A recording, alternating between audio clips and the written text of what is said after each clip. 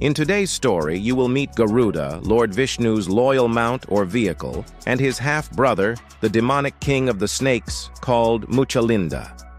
This is their story. Once upon a time in ancient India, there was a great churning of the ocean. You may have heard of this event called the Samudra Manthan. In Sanskrit, Samudra means ocean, and Manthan means churning. The churning of the ocean was not just a normal churning that you and I do when we make butter in our kitchen. No, sir. This was done by the gods and demons. They churned the ocean with the help of a magical snake and a mountain. And from this churning came out 14 gems called the Ratnas. These gems had supernatural powers. The demons wanted them all, but the gods wanted these gems too. So what did they do? They fought a great war over these gems. We'll talk about these gems in another story, so stay tuned. Now, to understand how the gods and the demons churned the ocean, you need to know about the snake. This snake was named Vasuki. He was enormous. His head reached up to the sun, and his tail went down to the moon. Vasuki was so big that when he slithered around the earth, he made mountains. When he breathed, he created winds. When he coiled himself around the earth, he became a protective shield. And when he opened his eyes, he scattered diamonds. You can imagine how strong and powerful Vasuki was. But Vasuki wasn't always a hero of the story. Sometimes he liked being bad. Very bad. So it happened one day that the great sage Kashyapa approached Vasuki and told him, "O mighty snake, I want to cross the ocean, but your coils are in my way. Kindly move aside." But Vasuki was feeling ornery that day. He didn't want to move aside. Instead, he hissed at the sage and said, "How dare you ask me to move aside? Go ahead and cross my coils if you think you are so powerful." Now, Kashyapa was not just any sage. He was a great yogi, a master of the highest meditative powers. So what did he do? He meditated. He sat in deep meditation. And as he meditated, he grew bigger and bigger until he became as big as Vasuki. And then he lifted Vasuki up with his bare hands and threw him into the ocean. "Stay in the ocean," said Kashyapa, "until you learn to be nice." And Vasuki did as he was told. He stayed in the ocean. Now, while Vasuki was sulking in the ocean, two great enemies of the gods, the demon king Bali and the serpent king Muchalinda, met in the ocean. They became friends. Why? Because they both had one thing in common. They both hated Lord Vishnu. Bali hated him because Vishnu had tricked him and put him under a mountain. And Muchalinda hated him because Vishnu had killed his brother. So Bali and Muchalinda decided to do something together. They would churn the ocean and get the treasures from the bottom of the ocean, especially the treasure that was guarded by Vasuki. Muchalinda asked Bali to lift a mountain on his back and use it as a churning rod, and Bali agreed. Now, Muchalinda was a very smart demon. He knew that simply asking the snake Vasuki to move would be pointless, so he decided to trick him.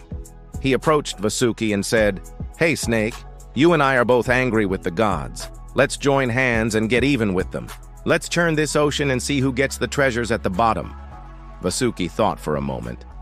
"Well," he finally said, "I don't mind giving it a try." So Vasuki, Muchalinda, the mountain, and the churning began. They churned and churned the ocean, but it was hard work. They were exhausted. So they took a break. Muchalinda went out of the water to rest and saw some beautiful gardens on an island.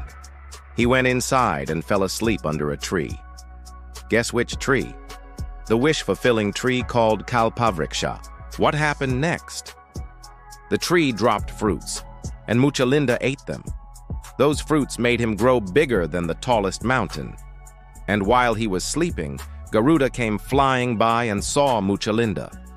Now, Garuda was Lord Vishnu's mount, and Lord Vishnu had told him, "If you ever see a huge snake, kill him." Why? Because that snake was Muchalinda, the sworn enemy of Lord Vishnu. So Garuda didn't waste a moment. He swooped down and stabbed Muchalinda with his talons. Muchalinda woke up with a start and roared loudly. Then he saw Garuda perched on his head. "Hey, you little bird," he said, "how dare you stab me?" "You're not such a big deal," replied Garuda. "I've seen much bigger snakes than you." "Oh yeah," said Muchalinda. "Well, let me show you a trick." And with that, Muchalinda wrapped himself around the sun and dipped his head into the ocean. He was hiding his face behind the sun. Now, when the sun sets, there is darkness everywhere, so Garuda couldn't find Muchalinda and flew away. But now darkness covered the earth, and the demons were very happy. Finally, someone was troubling the gods. Lord Vishnu was worried about this. He asked his wife Lakshmi, "What should we do? The demons are celebrating. It's been a long time since anyone troubled the gods." She said, "Don't worry, my dear husband. Everything will be fine. Just leave it to me." So she went to the sages and asked them to light up every home with a lamp. At once, all the homes were brightly lit. The demons couldn't stand this light. They hid in caves and in holes. Only Muchalinda remained. He was still hiding behind the sun. Meanwhile, Garuda returned to his home, but he too hid. He hid behind a big hill. Then Lord Vishnu approached Garuda and said, "I want you to go out and find Muchalinda. I have to take care of the demons." "But Lord," said Garuda, "Muchalinda is hiding behind the sun. How can I find him?" Lord Vishnu smiled. "You don't have to look for him," he said. "He will come to you." And sure enough, soon after, Muchalinda came out of his hiding place. He was thirsty, so he asked Garuda, "Hey, where can I find some water?" "I know a place," said Garuda, and he led Muchalinda to a lake. But it was a trick. As soon as Muchalinda dipped his head into the water, Garuda stabbed him with his talons.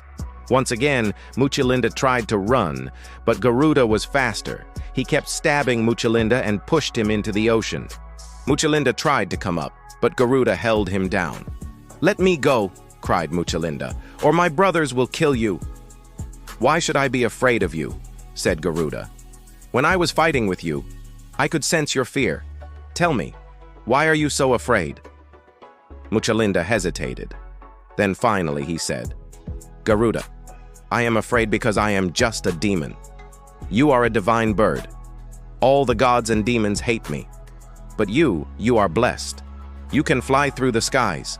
You can go anywhere you want to. You can talk to the gods. I wish I could be like you."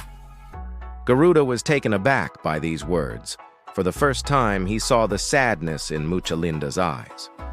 "Well," he finally said, "you can be like me." And with that, Garuda released Muchalinda. Muchalinda rose to the surface and looked at Garuda. "Thank you, Garuda. I won't forget what you have done for me." And with that, Muchalinda swam away. Soon, the gods and demons forgot about their fight. They both approached Muchalinda and asked him to become the king of the snakes. And he became the king of the Nagas, the divine snakes. One day, Lord Vishnu was churning the ocean with the help of the gods and the demons.